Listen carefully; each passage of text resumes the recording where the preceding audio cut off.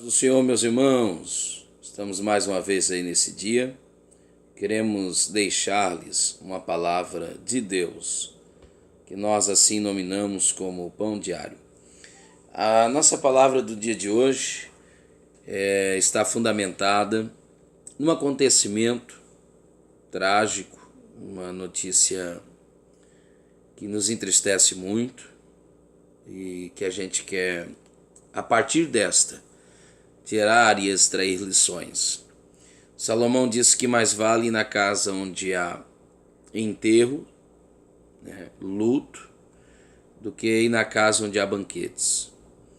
Então nós aprendemos nas nossas vidas e devemos extrair destas lições intransferíveis, por assim dizer, lições pessoais, que somente aqueles que viveram na íntegra, com esse experiencialismo, experimentaram de fato, é que podem expressar com exatidão a agonia dessas experiências.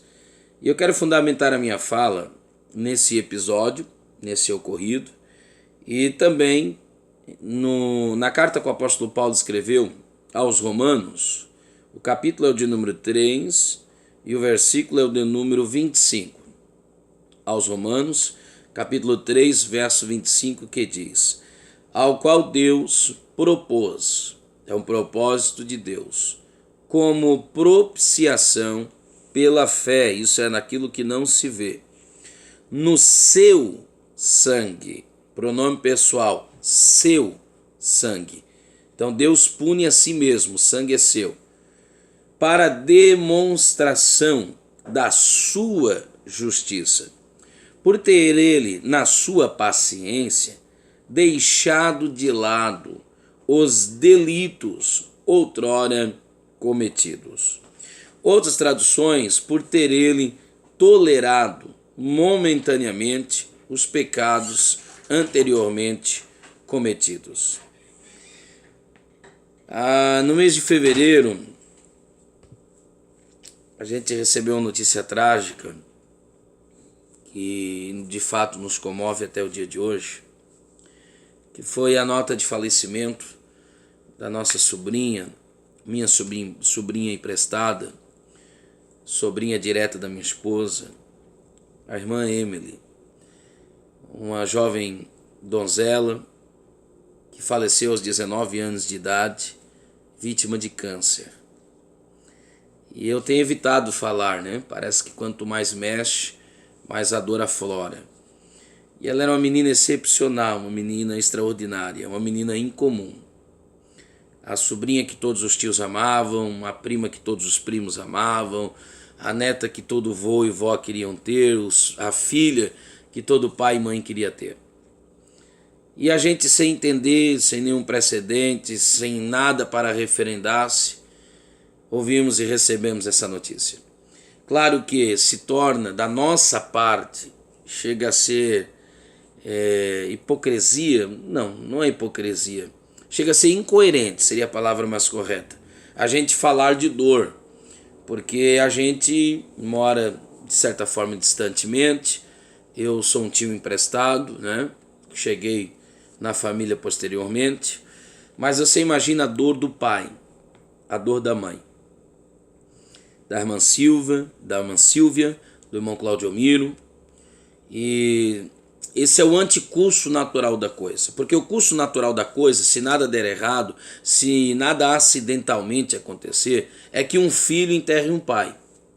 E a dor de um filho enterrar um pai só pode ser superada pela dor de um pai que enterra um filho.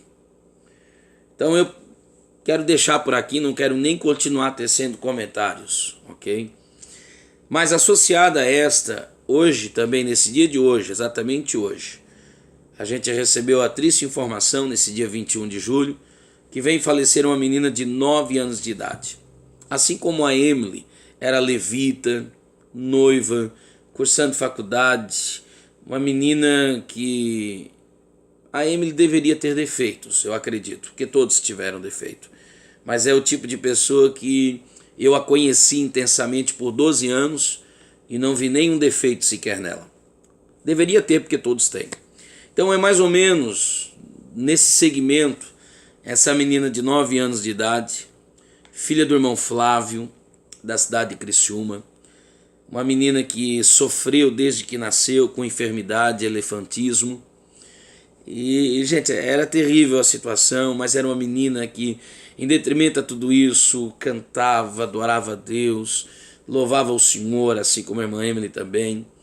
Era uma menina de um futuro brilhante, filha de pais crentes, mais crentes.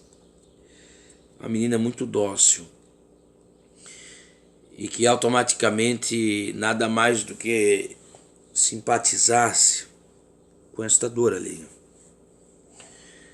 A gente sente essa dor alheia no sentido de identificar-se com ela. Eu também tenho uma filha, eu também tenho uma menina. E eu li um texto com vocês que, humanamente falando, nos traz uma certa irritação. Porque teologicamente o apóstolo Paulo está falando que pesava sobre Deus uma acusação de que Deus era intolerante. E de que Deus, melhor dizendo, tolerante, e que Deus também era injusto, porque os pecados antigamente cometidos, foi o texto que nós lemos, parece que ele deixou de lado, não tratou, pelo menos não a primeiro momento, esses delitos por outras pessoas cometidas.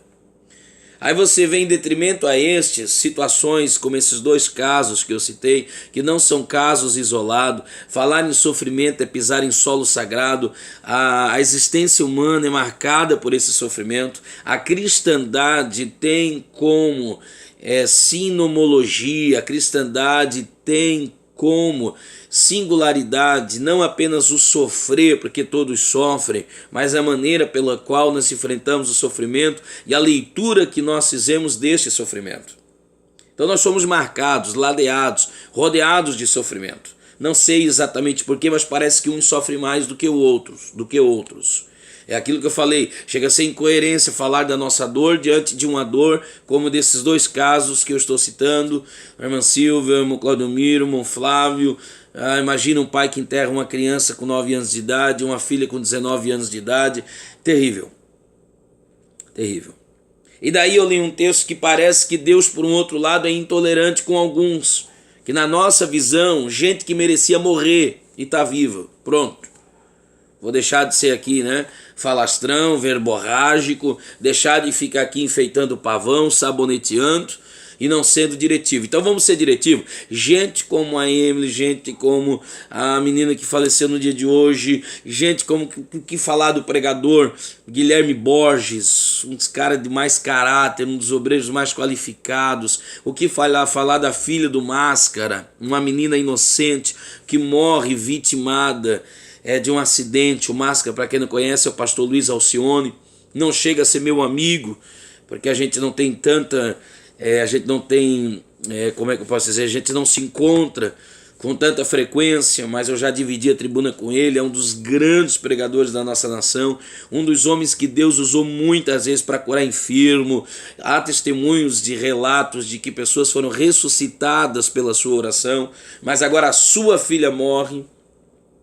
E daí parece-nos, a primeira impressão que fica é essa que Paulo apresenta, que pesa sobre Deus uma certa injustiça. Pessoas boas que sofrem e pessoas más que momentaneamente parecem não colher, não gozar do fruto, não colher a sementeira, não colher as coisas terríveis que essas plantam. E falar em impunidade no nosso país, falar em intolerância no nosso país nos irrita, porque o nosso país tem sido marcado pela impunidade da transgressão, pela tolerância da criminalidade. Crimes hediondos são tratados como situações banais. Todos os dias na sua casa você tranca a porta da sua casa e o homem de bem, o pai de família, eu e você estamos presos dentro de casa. Nós nos prendemos dentro de casa, enquanto o homem mau, o homem sanguinário está na rua a rodo. Aí esses... Não que a gente está aqui agorando alguma coisa, mas se fosse para sacrificar numa boiada, você, humanamente falando, sacrificaria o boi ruim e não o bom.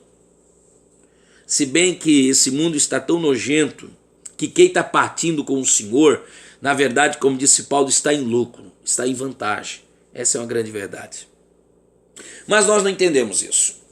Nós não aceitamos, nós não compreendemos e pesa sobre Deus essa tolerância ao pecado.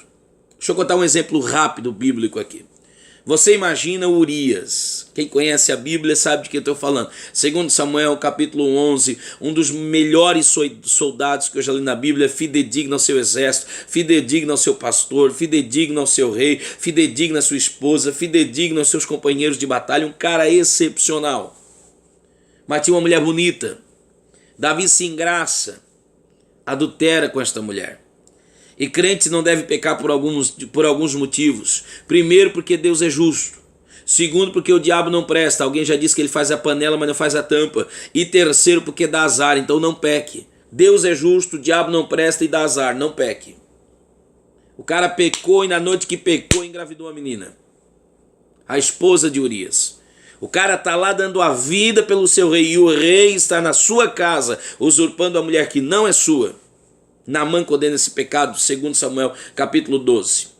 Você conhece a história, quando chega de batalha, Davi diz, vai dormir com a tua esposa. Era legítimo, mas ele abstém-se de algo legítimo, que era dormir com a sua esposa, por causa daqueles que estão em campo de batalha em simpatia a estes. Mas o Davi não se abstém de algo ilegítimo. E isso que esse Davi era rei, era pastor, era compositor, era guerreiro de Deus. Você conhece a história. Davi pega e diz, já que você foi fiel, entre parênteses, ele manda uma carta para o Joabe e diz assim, Joabe, pega Urias e põe assim, ó, na mira da funda, na boca do canhão, para morrer. E Urias morre como Marte, morre fielmente, porque Davi precisa e quer ocultar o seu pecado e não consegue. Urias chega no céu, estou conjecturando. Imagine Urias chegando no céu, e conta a sua história, e os anjos poderiam dizer assim, Urias, tem uma história por trás dessa história que você não sabe. Por que você morreu, Urias? E ele disse, eu morri defendendo a minha honra, eu morri defendendo o meu pastor, o meu líder, eu morri defendendo a minha nação, a minha igreja, as minhas convicções. Os anjos poderiam dizer, você morreu como um tolo, não como um Marte.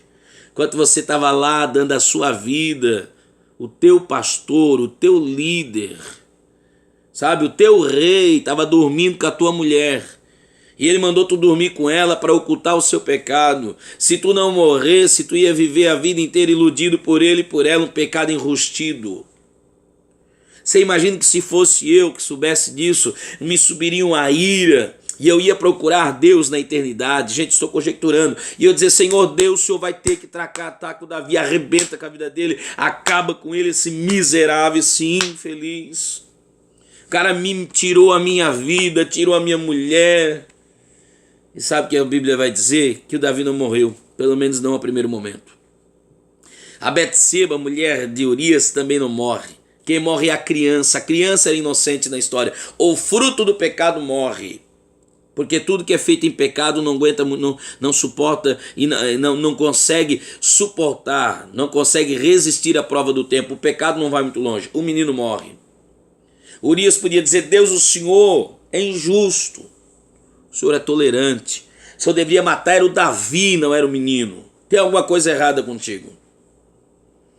Aí sabe que Deus poderia responder para Urias? Se fosse para matar o Davi por causa do pecado dele, Urias, eu também teria que te matar, porque tu também pecou. Então eu teria que matar o Abraão, o Isaac, o Jacó, o José, o Moisés, o Josué, o Cristiano, a humanidade.